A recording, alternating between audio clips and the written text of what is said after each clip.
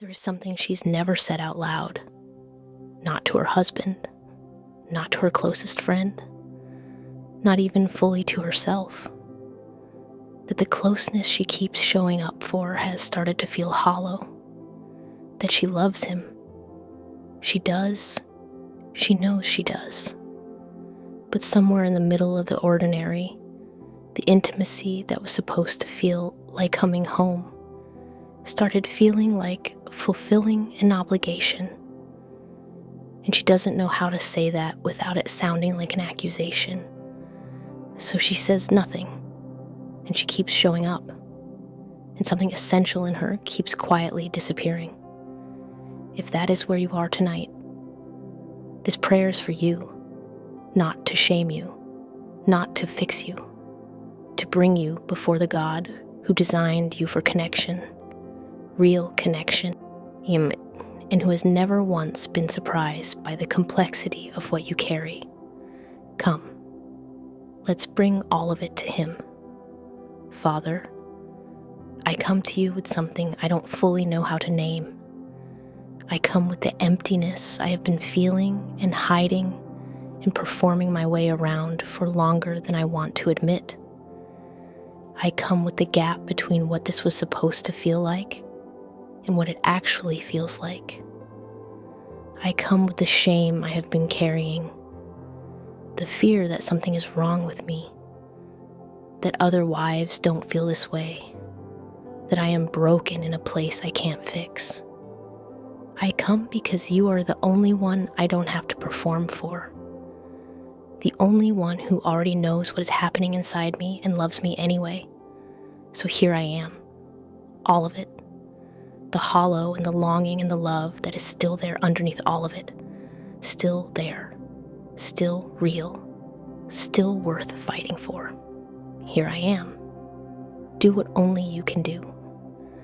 Father, make me feel like his wife again, not his roommate, not his obligation, not the woman who manages the household and shows up when he reaches for her and performs closeness so well that even she has started to lose track of where the performance ends and the real her begins. His wife, the one he chose, the one he sees, the one he desires, not just physically but fully, as a person, as someone whose inner world matters, as someone worth being curious about. I don't want to just be present. I want to be here, fully, really, without the wall, without the going through the motions, without the part of me that stays behind the door every single time. Make me feel like his wife again, not someday, now, in this season, in this marriage, in the ordinary Tuesday night that I am living right now. Make me feel like his wife. And Father, teach him to see me, not the version of me that keeps everything running, not the version that shows up and performs and manages, the real me, the one that needs to be asked how she is and have someone actually wait for the answer, the one that needs to be held before she is touched, the one that needs emotional closeness to come before physical closeness, every time. He is not a cruel man. He is not indifferent. He just doesn't know. And I have not told him. And so he keeps reaching for a version of me that is only partly there and wondering why something feels off. So Lord, teach him. Open his eyes to what I actually need. Soften him toward curiosity. Give him the instinct to ask before he reaches, to know me before he wants me, and give me the courage to tell him what I have been too afraid to say.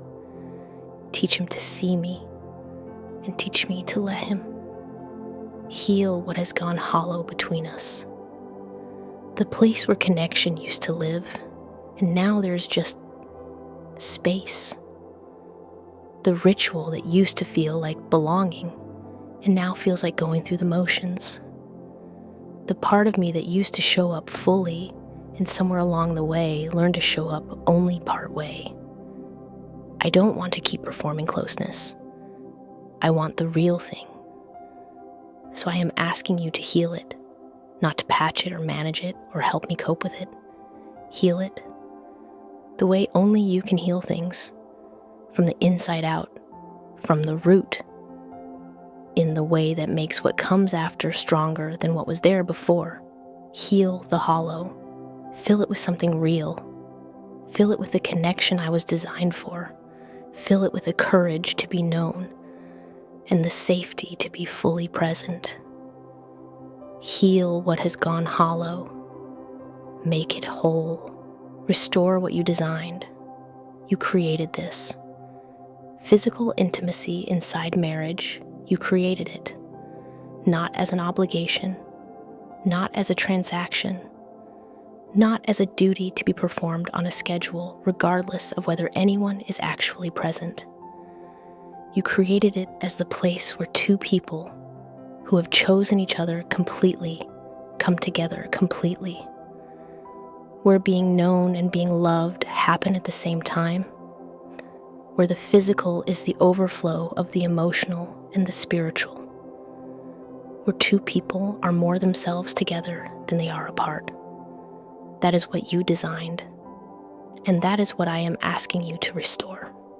Not a pale imitation, not a managed version, the real thing, the thing you had in mind when you designed us for each other.